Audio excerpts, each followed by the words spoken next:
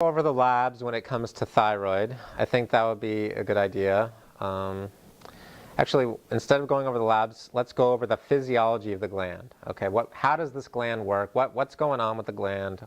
Why is the damn gland so important? Excuse my language, but why is this thyroid gland so important? We need to look at not just the thyroid when we're looking at the thyroid. We need to look at everything. We need to look at everything. We need to look at the whole body.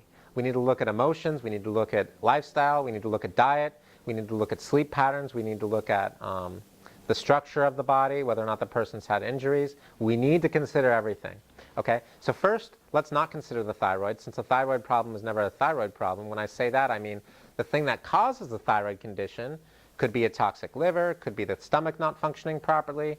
The two most important nutrients needed for proper thyroid health and function would be iodine and tyrosine. Iodine is a mineral that you get from fish or other types of seafood. And tyrosine is an amino acid. Amino acids come from protein. And the best sources of tyrosine would be things like steak, chicken, fish, pork, duck, lamb, turkey, etc., etc. Basically animals that walk on the ground, animals that fly, or animals that swim. Ideally, fish would be the best person for somebody who has trouble with their thyroid, because you can get both tyrosine and iodine. So if you have a thyroid trouble, try and eat more fish if you can. That would really be a good idea. Okay, so we're learning a little bit. We started learning about a thyroid problem really isn't a thyroid problem after all. It's probably something else. We talked about 4 different things so far. We talked about the liver, essential fatty acid metabolism. We talked about gut, flora, meaning the environment of the gut and the bacteria in the gut, whether or not it's a healthy environment with healthy bacteria or an unhealthy environment with unhealthy bacteria. And I'm really trying to put this in layman's terms for you. I'm going to do the best I can. And then we also talked about the teeter-totter with the adrenal glands. The adrenal glands and the thyroid, they work together.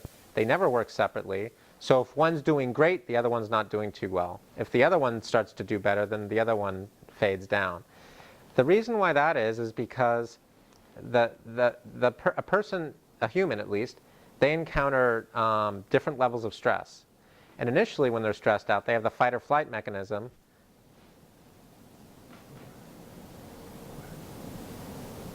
Initially, when they're stressed out, they have the fight or flight mechanism, or, they're running from the tiger, they're trying to save themselves, and epinephrine levels go up immediately. And if that happens for a week or so, the tiger's always hanging out trying to get them, cortisol levels go up. Cortisol and epinephrine both are made in the adrenal glands. Okay? Now, the other thing that can happen would be that happens for a long, long time, and the person's starting to get bogged down stress-wise. The stress is just overwhelming. And that's when the thyroid is affected. Okay? So after that, in other words, if the stress goes on and on and on, and they start to gain weight or lose weight or whatever, and it gets to be severe enough, then the heart is affected. So it's like the adrenal glands are the backup for the thyroid, and the thyroid is the backup for the heart, literally. And that's pretty good layman's terms, huh? Hopefully you like that. But this isn't good enough. We need to really get how this works. So we take our car out and we put our car in idle. That's the thyroid working, okay, when the car is in idle. And then when we put it in gear and we press on the metal and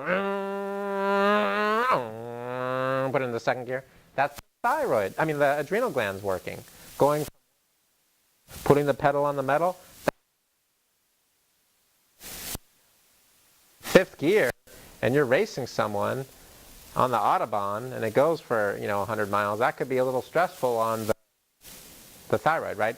A week or 2 or 3 of stress, most people can handle. But look at this country. We're all a bunch of stressed out people, and so our thyroids are getting bogged down. Let's go over the physiology. How does that sound? Sounds good? Okay, good. So again, the thyroid hormone has we talked about the 2 types of metabolism. We talked about it monitoring the rate of metabolism through the use of thyroxine, which has to do with growth, energy, that type of thing. And then we talked about it monitoring the calcium levels through the other hormone called calcitonin. I'll probably be talking quite a bit less about the calcitonin for whatever reason. It doesn't seem to play as big of a role in people's health clinically, so I'm going to talk about it a little bit less.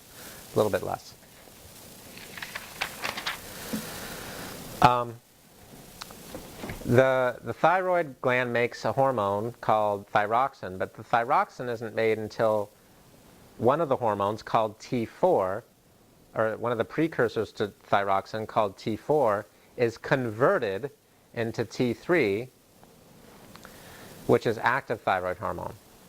So, the thyroid itself makes 94% of all the T4 that it needs, and 7% of all the T3 that it needs already, just at the level of the thyroid. That's where those two are made. But the conversion of T4 to T3 happens mainly at the liver and then also to some extent at the kidneys.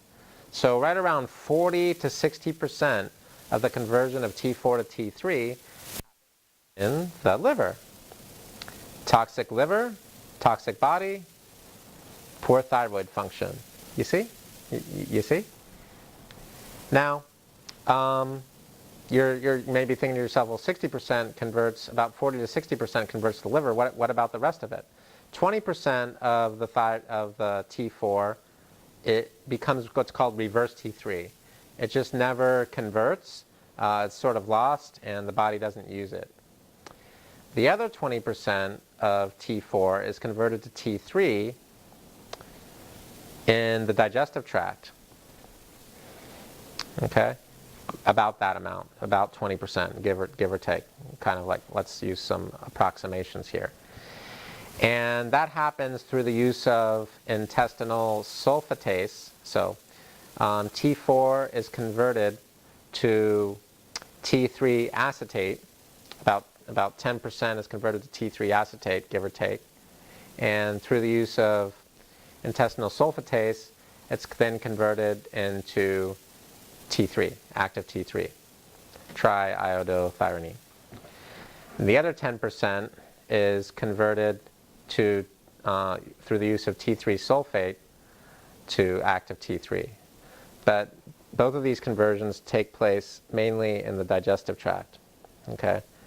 And a great deal of the conversion of T4 to T3, I know it may sound a little confusing, but the majority of T4 to T3 conversion is at the cellular level. So it happens in many of the cells throughout the body, but I'm honing in on the big areas of conversion, which are the liver and the digestive tract. So obviously, if somebody has trouble with their liver or their digestive tract, they're going to have trouble with their thyroid. Do you understand how important it is to have good liver health and good digestion? Based upon what I'm saying, it starts to make sense now, see? So gastrointestinal sulfase activity is dependent upon healthy intestinal flora. Now, the healthy intestinal flora is what you see when you go to a health food store. You see them selling these probiotics, things like acidophilus and bifidus and bifidobacterium and this kind of stuff. What they're doing is they're saying, oh, you have terrible intestinal flora, just take this pill and it'll improve your intestinal flora. We'll just give you the friendly bacteria. You can take it and hopefully it'll work out. And many times those bacteria that they sell in the health food store are very helpful and really can help people out quite a bit. However, it's not wise to take a nutrient unless you're under the supervision of a healthcare provider or being prescribed it by a healthcare provider who's licensed to diagnose and treat and help people clinically in a clinical environment with their health. Okay, we need to continue to talk about how this all works.